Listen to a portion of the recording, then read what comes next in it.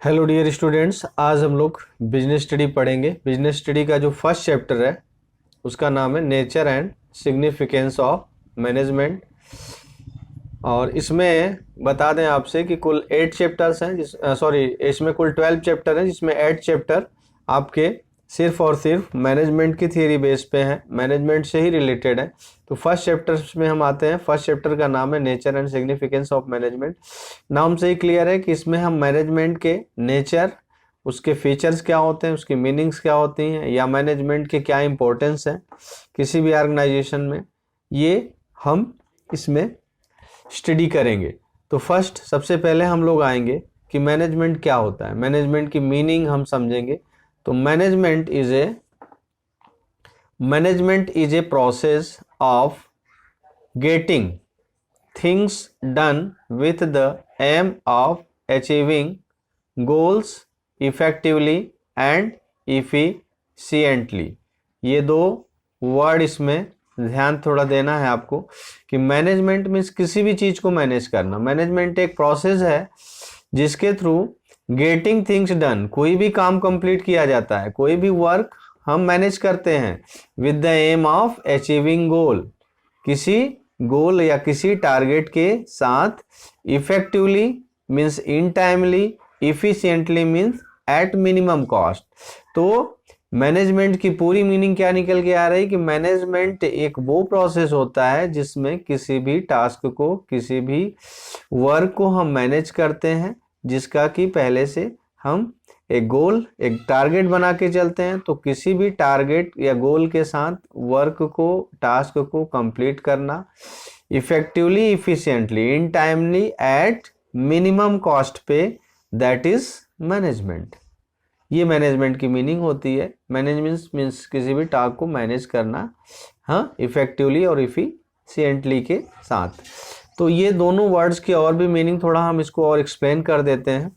Effectively का मतलब होता है कि किसी भी गोल को या किसी भी टास्क को इन टाइमली अचीव करना। फॉर एग्जांपल, जैसे किसी भी डिपार्टमेंट, प्रोडक्शन डिपार्टमेंट ने टारगेट रखा कि 1000 यूनिट का वो प्रोडक्शन करेंगे विद इन 7 डेज। ये इनका टारगेट हुआ। अब 7 डेज में इन्होंने ये टारगेट को कंप्लीट कर लिया, तो मीन्स इन्होंने ये इफेक्टिवली वर्क किया। बट अगर ये 7 डेज के बजाय इन्होंने इस टारगेट को कंप्लीट तो किया, बट इन्होंने इस टारगेट को कंप्लीट करने में 10 डेज का टाइम टेक कर लिया, इसका मतलब ये इफेक्टिवली वर्क नहीं हुआ। तो ये इसकी मीनिंग है कि रिजल्ट जो भी हम डिसाइड करें, जो भी टारगेट हमारा हो, वो विद इन टाइमली हो complete, that is the effectively. Next आते हैं इफिशियंसी की बात करें। Efficiency means minimum cost and maximum utilization of resource. Maximum utilization resources का होता है मतलब कि without wasting of resources, without wasting, without waste of resources means हम अपने रिसोर्सेज को वेस्ट ना करें और मिनिमम कॉस्ट पे अपना प्रोडक्शन करें। ओके, मेन यहाँ पे फोकस होता है कॉस्ट को लेके और रिसोर्सेज के यूटिलाइजेशन को लेके। फॉर एग्जांपल यहाँ भी लेते हैं, इसी एग्जांपल से समझते हैं। मान लो 1000 यूनिट को हमें प्रोडक्शन करना है और इसकी पूरी जो प्रोडक्शन कॉस्ट है वो मिनिमम कास्ट अगर आती है, मिनिमम कास्ट इसकी 10,000 है, बट इसको कंप्लीट करने में जो कॉस्ट हमने वेस्ट किया वो हमारी कॉस्ट 10 के बजाय 30,000 हो गई। तो इसका मतलब कि ये इफिशिएंटली वर्क नहीं कंप्लीट हुआ। अगर ये 10,000 में हम कंप्लीट करेंगे तो ये इफिशियंसी होगी।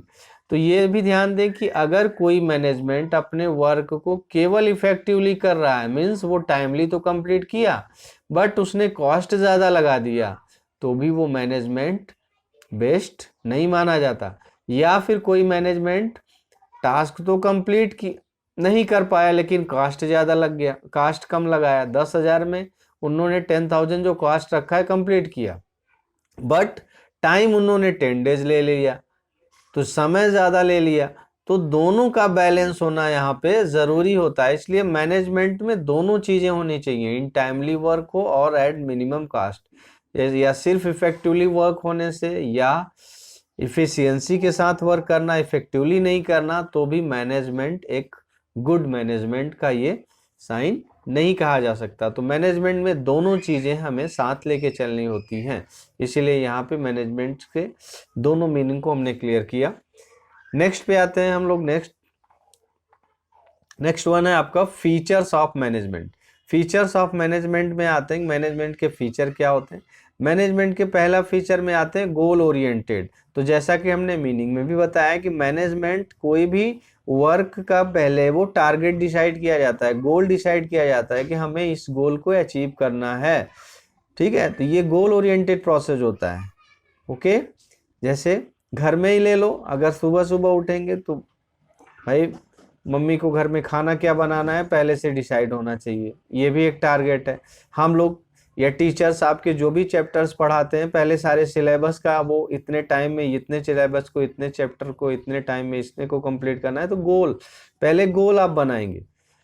तो किसी भी मैनेजमेंट में ये गोल ओरिएंटेड प्रोसेस होता है। परवेशु में आता है universal applicable. Universal applicable means management का जो ये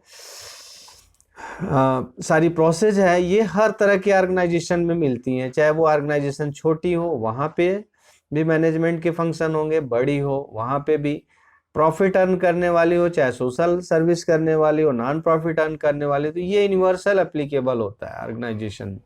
मल्टी डायमेंशनल मीन्स मैनेजमेंट हमें कई डायमेंशन में देखना होता है। इसमें 3 डायमेंशन आता है, जैसे वर्क मीन्स काम क्या क्या करना है, वर्क उसको मैनेज करना कि हमारे पास what is to be done, करना क्या क्या है, क्या क्या वर्क कब तक कंप्लीट करना है। पीपुल मीन्स हर तरह के वर्क के लिए नंबर ऑफ पीपुल की रिक्वायरमेंट क्या हो सकती है, किस तरह की स्किलफुल पर्सन की रिक्वायरमेंट हो सकती है, ये सारी चीज़ें पीपुल के मैनेजमेंट की बात आती है, एम्प्लॉय के मैनेजमेंट की बात आती है। ऑपरेशनल मीन्स होता है कि होल टोटल टारगेट का सीक्वेंस बनाया जाए, स्टेप्स बनाया जाए कि हम इन दोनों का वर्क और पीपुल दोनों जब डिसाइड कर लेते हैं तो दोनों को साथ लेके हमें क्या टारगेट, कब तक कौन सा टारगेट अचीव कर लेना है, ये हमारा ऑपरेशन में फिक्स किया जाता है। तो मैनेजमेंट एक मल्टी डायमेंशनल वर्क होता है।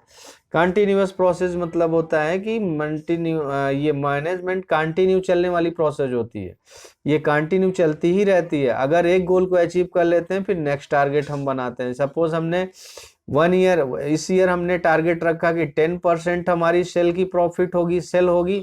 नेक्स्ट ईयर हम फिर 20% रखते हैं, फिर 30%। इस तरह से हम अपने सेल को जैसे जैसे नेक्स्ट टारगेट हम सेट करते जाते हैं। तो ये कंटिन्यू चलने वाली प्रोसेस होती है कि मैनेजमेंट में हमेशा कंटिन्यू प्रोसेस चलता ही रहता है। ग्रुप एक्टिविटीज, मैनेजमेंट जो होता है वो ग्रुप एक्टिविटीज में एक पूरी टीम काम करती है।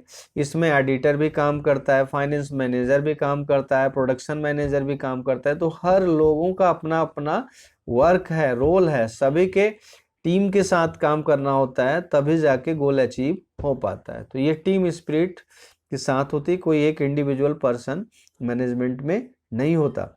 डायनामिक फंक्शन मीन्स यहाँ पे हम डायनामिक मतलब होंगे समझेंगे कि change in environment, change in environment की बात आती है कि इन्वायरमेंट में जैसे जैसे चेंजेज होगा मैनेजमेंट उस तरह से अपने फंक्शन को भी चेंज करता है। न्यू टेक्नोलॉजी आ गई, नई पॉलिसी आ गई, उसके अकॉर्डिंग एडजस्ट करना होता है। एक एग्जांपल लें, बैंक में अभी 10 से 15 ईयर्स पहले कोई भी कंप्यूटराइज नहीं था। अब सारा काम कंप्यूटराइज, पहले मैनुअल होता था, पहले मोटी मोटी फाइलें होती थी, बहुत सारी फाइलें बनानी पड़ती थी, लेकिन अब वही प्रोसेस चेंज हो गया। तो हर बैंकिंग मैनेजमेंट इस चीज़ को एक्सेप्ट किया। इसी तरह से एच एंड एवरी सेक्टर में, किसी भी सेक्टर में जो भी इन्वायरमेंटल चेंजेज आते हैं उसको एक्सेप्ट करना होता है। इंटेंजिबल मीन्स मैनेजमेंट का परफॉर्मेंस के बेस पे हम डिसाइड कर पाते हैं कि कौन सा मैनेजमेंट बेस्ट है। फॉर एग्जाम्पल, आप 2 स्कूल की बात करें, 2 स्कूल्स हैं, अगर एक स्कूल्स का परफॉर्मेंस देखेंगे कि बहुत नंबर ऑफ स्टूडेंट्स उसमें अच्छे मार्क्स से पास आउट हो रहे हैं, जबकि दूसरे स्कूल्स में आएंगे कि नंबर ऑफ स्टूडेंट्स उतने इसके कंपैरिजन में कम है, तो इसका परफॉर्मेंस हम क्या मानेंगे, बेस्ट मानेंगे। तो ये बेस्ट परफॉर्मेंस माना जाता है। तो ये इंटेंजिबल होता है, मैनेजमेंट दिखाई नहीं देता, बट इसको हम परफॉर्मेंस से समझ पाते हैं कि यहाँ पे अगर 80% परफॉर्मेंस हुआ और ये 90% परफॉर्मेंस हुआ, तो ये ये 80% इसका 90% परफॉर्मेंस है, ओके, और इनका 80% परफॉर्मेंस। इसका मतलब कि ये जो इनका मैनेजमेंट, ये इनके कंपैरिजन में कहीं ज़्यादा परसेंटेज लाया, मतलब ज़्यादा बच्चे इसमें पढ़ते हैं, मैनेजमेंट गुड, इसका इसके कंपैरिजन में ज़्यादा अच्छा है। तो इस तरह से मैनेजमेंट की परफॉर्मेंस रिजल्ट के बेस पे हम डिसाइड करते हैं कि कौन सा मैनेजमेंट अच्छा है या कौन सा मैनेजमेंट उतना कंपैरिजन में बेस्ट नहीं है। ये सारे फीचर्स मैनेजमेंट के हैं। सो इसको आप एनसीईआरटी की भी बुक से जितने भी टॉपिक्स दिए हैं एक बार ज़रूर इसको रिवाइज कीजिएगा। Okay, thank you.